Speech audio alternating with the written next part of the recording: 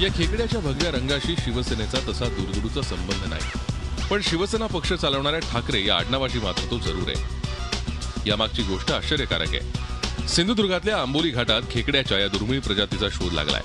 हा शोध लावणारं दुसरं तिसरं कुणी नसून चक्क एक ठाकरे. शिवसेना पक्षप्रमुख उद्धव ठाकरे यांचा धाकटा चिरंजीव तेजस यानं या खेकड्याच्या दुर्मिळ प्रजातीला शोधलाय. वन्यजीव प्रेमी असलेला तेजस कला शाखेच्या दुसऱ्या वर्षात शिकतोय.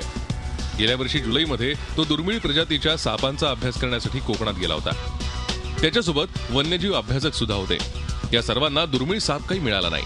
मात्र सिंधुदुर्गातील सावंतवाडी तालुक्यात रघुवीर घाटात वाहणाऱ्या धबधब्यात खेकड्यांच्या काही प्रजाती मात्र सापडल्या. स्वतः वन्यजीव प्रेमी असल्यानं तेजस याला या खेकड्यांमध्ये अन्य खेकड्यांपेक्षा वेगळेपण आढळलं. त्यामुळे त्यांनी ते खेकडे झुऑलॉजी सर्व्हे ऑफ इंडियाकडे पाठवले. आतापर्यंत खेकड्याच्या 100 प्रजातींची नोंद झाली आहे. वन्यजीवांवर आंतरराष्ट्रीय स्तरावर अभ्यास करून त्यावर ठाम निरीक्षण नोंदवणाऱ्या झुटाक्सा या साप्ताहिकाला या खेकड्यांची माहिती कळवण्यात आली आहे. त्यांनीही अभ्यास करून या प्रजाती दुर्मिळ असल्याचं शिक्कामोर्तब केलंय.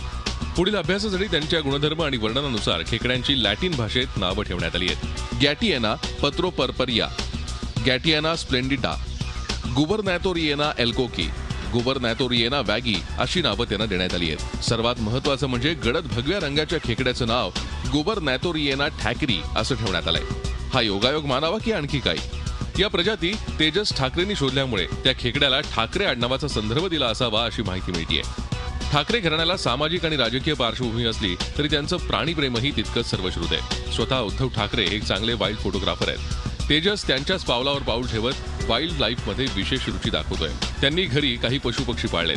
बोरिवलीच्या संजय गांधी राष्ट्रीय उद्यानात त्यांनी रस्टी कॅट्स म्हणजेच वाघेटी दत्तक घेतल्यात. यंदाच्या पावसाळ्यात पश्चिम महाराष्ट्रातल्या घाटांमध्ये वाघेटींच्या फोटोग्राफीसाठी जाण्याची तयारी त्यांनी आतापासूनच सुरू केली आहे. या मोहिमेत वन्यजीव जगतातलं काही आगळं वेगळं तेजसला सापडतं का याबाबत उत्सुकता आहे. दिनेश लोखंडे, झी मीडिया, मुंबई.